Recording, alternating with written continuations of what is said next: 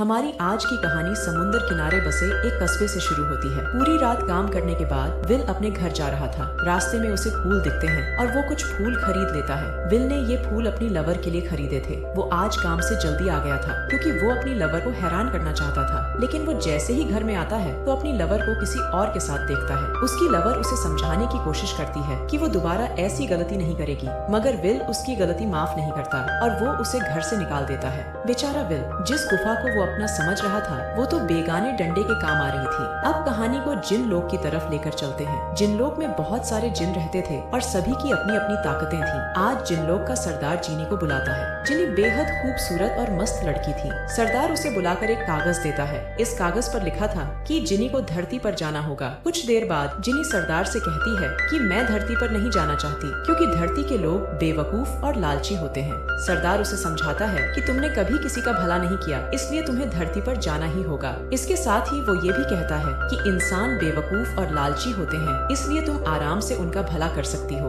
वो सिर्फ धन दौलत मांग सकते हैं और तुम उनकी ये इच्छा आसानी से पूरी कर सकती हो। जिनी धरती पर जाना तो नहीं चाहती थी, लेकिन सरदार के जोर देने पर वो धरती पर आ जाती है और यहाँ आते ही एक चिराग में छुप जाती है। रात को विल अपने दो दोस्तों के साथ एक पार्टी में आता है। गोरे दोस्त का नाम नॉर्मन जबकि दूसरे का नाम हैरी था। पार्टी में विल को एक लड़की भी नजर आती है जिसे देखकर उसके डंडे ने सलामी दे दी थी। इस लड़की का नाम लीजा था। विल उससे बात करने की कोशिश करता है, उससे दोस्ती करने की कोशिश करता है, मगर उसकी कोई भी कोशिश सफल नहीं हो पाती। पार्टी में काफी दारू पीने के बाद विल बीच किनारे बैठा था। उसके पास बॉब नाम का आदमी भी बैठा था जो बीच से कचरा उठाता था। विल को नशे में देखकर बॉब अपनी पेटी से कचरा निकालने लगा। जल्दी ही वो एक चादर निकालकर विल को देता है और फिर वहाँ से चला जाता है। बॉब ने विल को चिराग भी दे दिया था जो उसने कचरा समझकर उठा लिया था। नशे में विल चिराग पकड़कर कहता है कि मैं दो लड़कियों के साथ सोना चाहता हूँ और इतना कहकर वो वहीं पर सो गया। अगले दिन सुबह जब विल की आंख खुली तो वो अपने साथ दो लड़कियां देखकर हैरान होने लगा।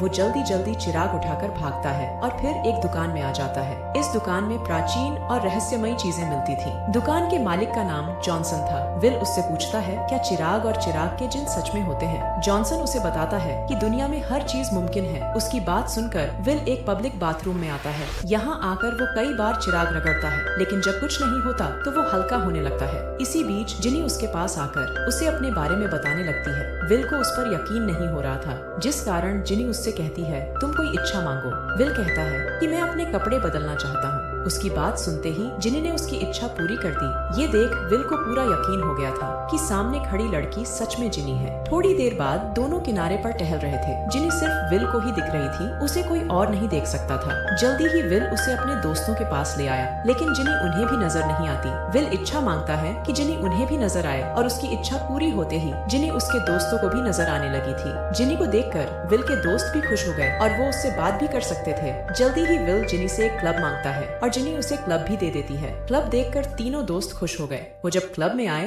तो उसकी खूबसूरती देखकर हैरान रह गए। जिनी विल की एक दो नहीं बल्कि कई इच्छाएं पूरी कर सकती थी। क्लब देखते देखते विल की नजर कचरा उठा रहे बॉब पर पड़ती है। बॉब के कारण ही विल को चिराग मिला था। विल जिनी को अपने पास बुलाकर उससे कुछ पैसे मांगता है। जिनी उसकी इच्छा पूरी कर उसे पैसे दे देती है, जिसके बाद वो बॉब के पास जाकर कहता है मैं तुम्हें कुछ पैसे देना चाहता हूँ क्योंकि तुम्हारे कारण मेरी जिंदगी बदल गई। मगर बॉब उससे पैसे नहीं लेता, उसे तो बस कोई अच्छा सा काम चाहिए था। उसकी बात सुनकर विल पहले उसे अपने क्लब में लाता है और फिर उसे जिनी के बारे में बताता है। विल के कहने पर जिनी बॉब को भी नजर आने लगी और विल ने बॉब को अपना मैनेजर बना लिया। थोड़ी देर बाद विल और उसके दोस्त टीवी देख रहे थे। टीवी में एक ब्यूटी मुकाबले की बात चल रही थी। टीवी देखते देखते विल जिनी से कहता है कि तुम ये मुकाबला मेरे क्लब में करवा दो। विल की बात सुनते ही जिनी उसकी ये इच्छा भी पूरी कर देती है। कुछ देर बाद विल के क्लब में चहल पहल शुरू हो गई। देश विदेश की खूबसूरत लड़कियां विल के क्लब में आने लगी थी। लीजा भी इस मुकाबले में हिस्सा ले रही थी और विल उसका पूरा ख्याल रख रहा था। अगले दिन जिनी और विल किनारे पर टहल रहे थे। विल उसे बताता है कि मुझे लीजा बहुत अच्छी लगती है और मैं उसे हर हाल में पाना चाहता हूँ। विल चाहता था कि जिनी अपने जादू का इस्तेमाल करे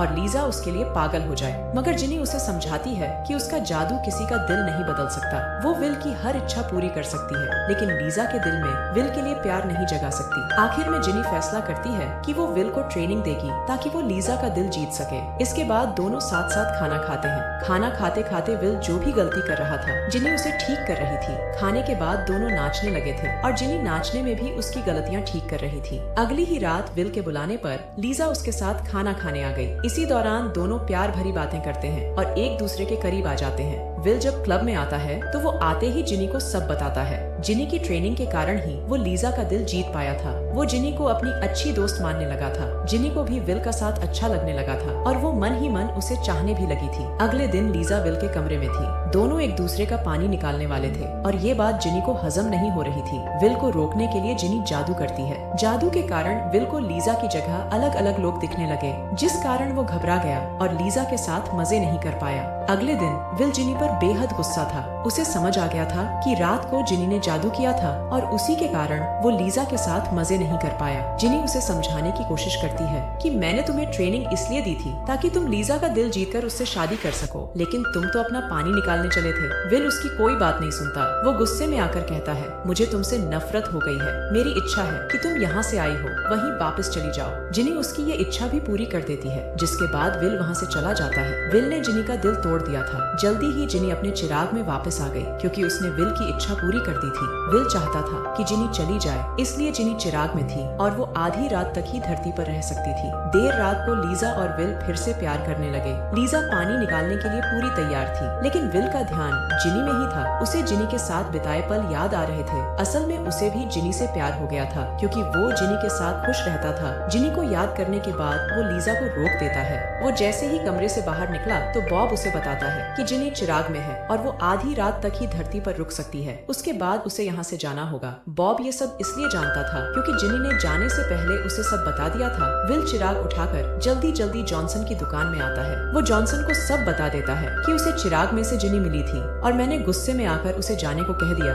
जॉनसन पूछता है कि तुम मुझसे क्या चाहते हो। विल उसे बताता है कि मैं जिनी से माफी मांगना चाहता हूँ, लेकिन वो बाहर नहीं आ रही क्योंकि उसकी ताकत खत्म हो गई है। जॉनसन उसे समझाता है कि जिनी चिराग से बाहर नहीं आ सकती, लेकिन वो तुम्हारी बात जरूर सुन सकती है। अब विल जिनी से माफी मांगने की तैयारी कर रहा था। इसी बीच जॉनसन उसे बताता है, मैंने एक किताब में पढ़ा था कि अगर किसी जिनी को इंसान से प्यार हो जाए तो उस जिनी की ताकत खत्म हो जाती है। उसने जो भी इच्छाएं पूरी की थी वो भी खत्म हो जाती हैं। अगर दूसरे शब्दों में कहें तो वो जिनी से साधारण लड़की बन जाती है। विल के पास समय बहुत कम था। उसे पता था कि अगर उसने जिनी से माफी मांगकर अपने प्यार का इजहार किया तो उसका सब कुछ खत्म हो जाएगा, मगर फिर भी वो जल्दी जल्दी जिनी से माफी मांगकर कहता है कि मैं तुमसे बेहद प्यार करता हूँ। उसकी बात खत्म होते ही जिनी चिराग से बाहर आ जाती है और इसी के साथ इस कहानी का भी यही अंत हो जाता है। पूरी कहानी में यही दिखाया गया है कि इंसान बेवकूफ और लालची जरूर होता है, लेकिन जब वो प्यार करने पर आता है तो सब कुछ छोड़ देता है। इसी के साथ इस कहानी का यही अंत हो जाता है। हमारी वीडियो देखने के लिए बहुत बहुत धन्यवाद। अगर आप ऐसी ही वीडियोस के दीवाने हैं तो प्लीज मेरे चैनल को जरूर सब्सक्राइब करें। मिलते हैं अगली वीडियो में, तब तक के लिए नमस्कार।